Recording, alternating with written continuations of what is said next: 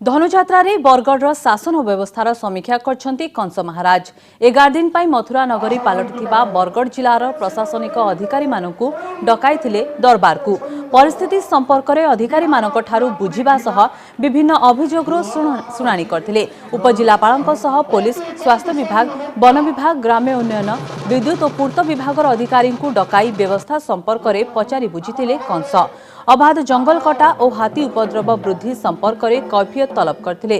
सेहीपर जिला मुख्य चिकित्सालय अव्यवस्था संपर्क में असंतोष प्रकाश करथिले। अन्याय दुर्नीति को रोकिबा सह शासन व्यवस्था सुपरिचालना पाई विभागीय अधिकारी मानकु निर्देश देथिले महाराज कंस। राजा मुहि मथुरा कटकी मोर निर्देश चलिबो स्वर्ग मर्त्य पाताल। আজি मथुरा नगर उच्च पदस्थ कर्मचारी माने आसीथिले रंगसभा को मोहर निर्देश दैछे सेमानंको एमिति भाबरे सुंदर सुचारू रूप से चलिबो मथुरा नगरी।